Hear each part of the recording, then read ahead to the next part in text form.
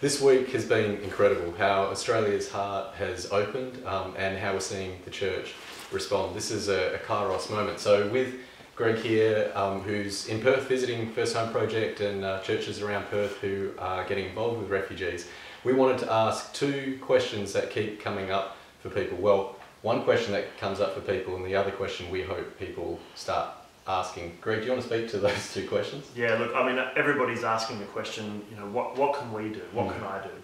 And I think that betrays, I think, a wonderful heart. A heart that says, I care about this issue, and a heart that says, there's a sense of personal responsibility. Yeah. And so I think there's a bunch of stuff that people can do, but I think the second question is also important because when you ask what can I do, implicit in that is also, well, what should I probably not do? What are some things that would be unhelpful here? And it's important that we listen to people as we think about what not to do and what are some of the kind of silly ways to respond, I guess. Yeah. So as Greg, who's someone who's been involved in this issue intimately, as myself, who's been involved in this issue intimately, we want to start first with a not what to do. So 101 for your Christian friends who are going, how do I actually get involved? Number one thing for Christians to realise is that we're not the saviour. What that means practically is that we should not swing into action in ways where we think we've got it all together and don't listen. We need to listen to those who are in these situations and realise that refugee just means someone like you and me and our families, only they desperately need safety.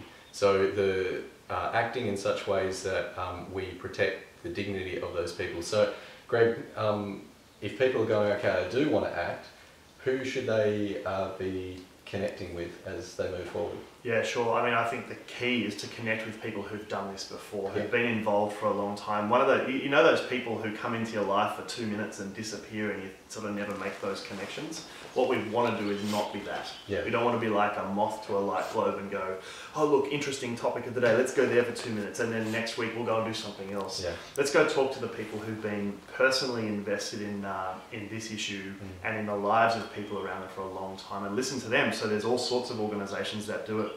Obviously there are things in each state and city, organisations, settlement service providers, resource centres for refugees and new migrants.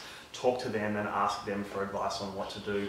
Over here in Perth, obviously the First Home Project has a track record of building relationships, meaningful and long-term genuine relationships with people.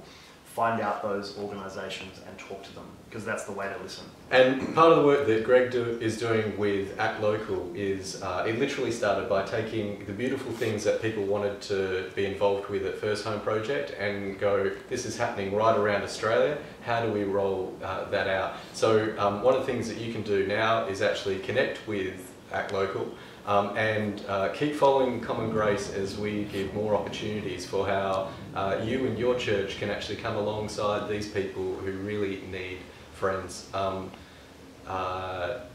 guess the final thing to say is that we need to pray. Did you want to speak to some of that? Well, what else is there to say? I mean, at the end of the day, this is an issue which we can take on ourselves and see ourselves as saviour and we're doomed to failure.